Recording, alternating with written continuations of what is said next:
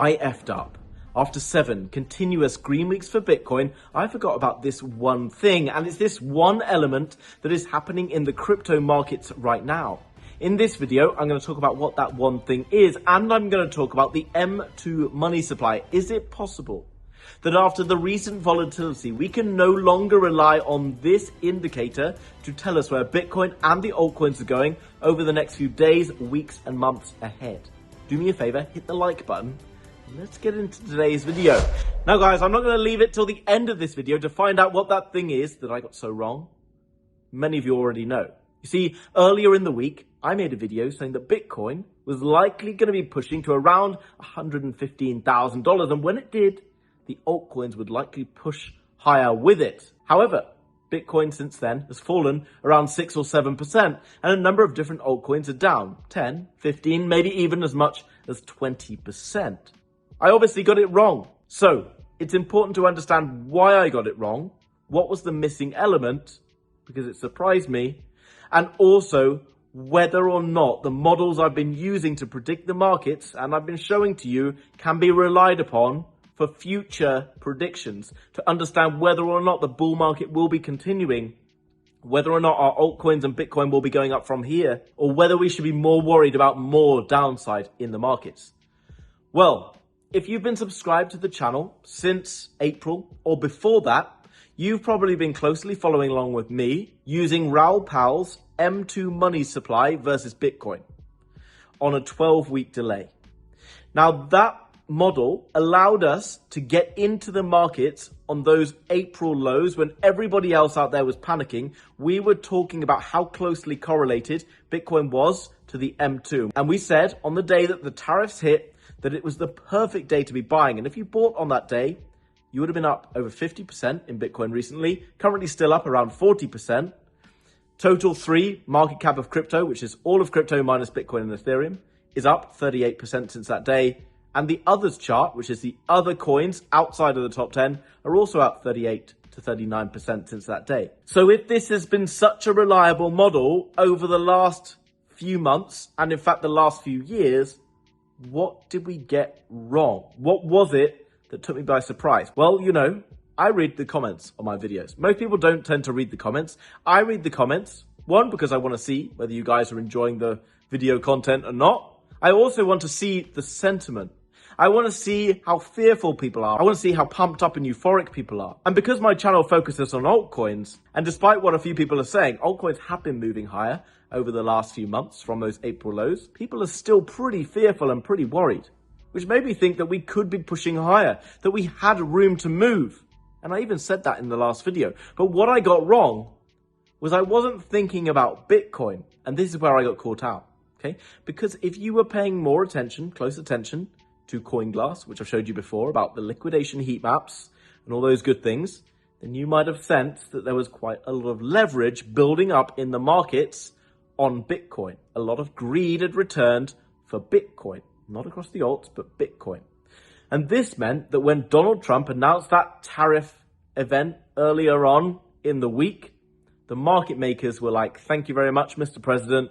And they had the smoke screen so that they could go and liquidate those longs. And when Bitcoin got liquidated, or those people got liquidated in Bitcoin, market makers also saw an opportunity to liquidate the leverage across altcoins. Why do they do this?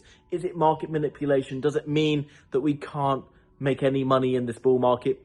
Well, they do it because the market is not quite ready to move higher, okay? Why? Because Bitcoin has gone up 7 weeks in a row. When lots of people are sat in big profits on leverage, exchanges have more exposure, more risk. They need to liquidate people before they can move higher, because unless they do, they get caught on the wrong side and people take money off the exchanges and the exchanges lose money. Exchanges don't really want that, which is why you should probably be avoiding using leverage unless you're using smaller leverage and you're using it with broad stop losses. If you want to know how to trade more responsibly, if you're going to be trading, then make sure you go and follow the School of Crypto, my other channel, so that you can understand more about responsible trading rather than what I've seen a lot of people doing more recently. And the reason we got that liquidation pullback is irresponsible trading, nothing else. So understanding that I got it wrong, does that mean that we can't use the M2 money supply to predict things? Is it actually not that reliable? Well, actually no. If you were to look back to the last few major leg ups for Bitcoin over the past few years, you can see that each and every time, the first move to the end move is pretty predictable by the look of it on a weekly chart. But what you kind of fail to pay attention to when looking at how closely correlated it is the intraday moves that you are often not seeing on the weekly charts. And also there are other weekly movements where the M2 pulls back, but Bitcoin goes up, and Bitcoin pulls back, but the M2 goes up. Okay? So is it correlated? Well, absolutely, because if you look at this weekly chart with a 12-week delay, okay, you would have to say they're correlated. If you don't think these are correlated, well, that's a subject for another day. But we can see that by looking at this, there is room for daily and weekly volatility between those moves, which means that maybe the error is using the M2 for such detailed moves, okay? Trying to work out what's going to happen from one day to the next.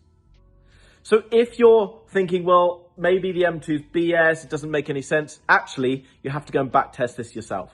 And if you're annoyed that you got into any particular crypto because of the video that I specifically made and you're wanting me to apologize for it, well, ultimately, I'm sharing my belief. I'm personally all in on crypto because I think being out of the markets right now is the biggest risk.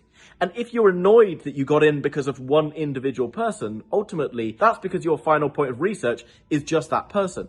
Which means that if any little moves that happen from day to day, which is what we've seen recently, it's not particularly a big move, then you're going to be suddenly panicked and worried because the only person who's been telling you what's going on suddenly isn't correlating with the information you're seeing on the chart, and suddenly you're going to panic.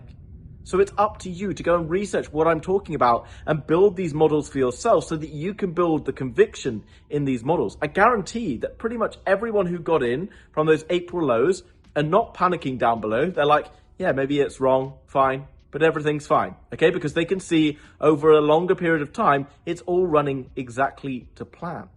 So what can we expect in the days, weeks ahead? It does seem like there is a little bit of sideways action for the M2 over the next couple of weeks, but we have just had this big pullback. So there's room to move. As you can see, the M2 climbs until August. I did make a video the other day saying that there would be potential for a pullback sometime June, July time, okay?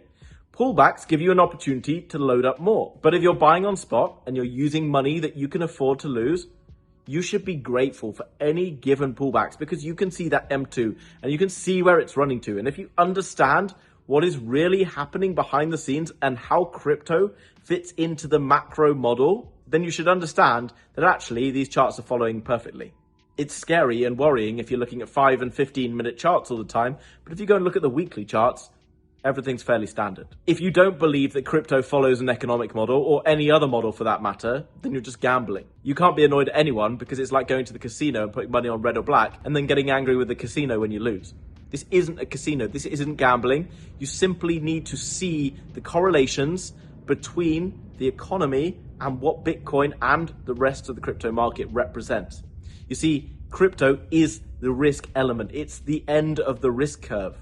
Right now, we're seeing institutions, banks having to be forced down the risk curve because every time M2 is going up, every time inflation is going up, the banks that are earning 4 or 5% on those bonds and treasuries that they're holding are losing money because they're losing around 10 to 15% of the value of the dollars they're holding, and they're only making 4 or 5% back.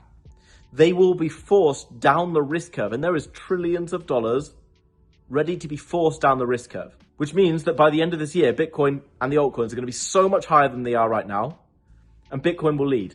The altcoins come after. Now, Jack Mallers, CEO of 21 Shares, believes that we have the major crypto bull market when Bitcoin goes above gold on the all-time highs, okay? The Bitcoin versus gold chart. If you look at Bitcoin versus USD, it's already hit all-time highs. If you look at it versus gold, it still hasn't. I personally believe that when Bitcoin gets high enough, has enough consecutive green days, the fear and greed index hits around 80, which, having spoken to a number of different projects in the space, having spoken to market makers, because obviously I'm launching my own project soon, I now understand means that all of these companies will go and pay for marketing. They'll go and get their market makers to pump more liquidity in, all that other good stuff. Okay, all the stuff that you don't see behind the scenes effectively is happening. And they don't really want to do that when there's a little bit of fear and worry in the markets. And the fact that Bitcoin went up to $112,000 and then came down to $103,000 and now has a fear and greed index score of about 50, which is crazy because last time Bitcoin was worth $103,000, its fear and greed index said 74, means that everyone's not ready, okay? Everyone's not ready for the altcoins to get pumped up and excited.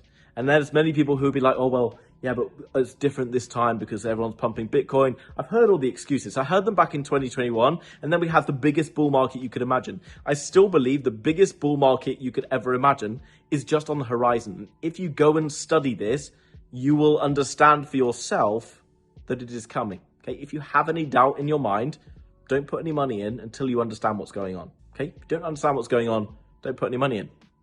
Okay? Because otherwise you're just gambling. And if there's any volatility, you're going to panic. Guys, I think things are absolutely fine. Okay? Just wanted to bring you this message. I know I owe you a second part, a part 2 of a crypto portfolio. Having done the altcoins, large caps the other day, I obviously need to bring you a small caps. But I wanted to come on here and give you a little bit of a, a confession, whatever you want to call it. Guys, make sure you're subscribed. Okay? Don't miss another video. Do me a favor, if you haven't already, hit the like button, leave a comment down below. Always grateful for that. Look forward to seeing you probably tomorrow with that altcoin video. Catch you later. Bye-bye.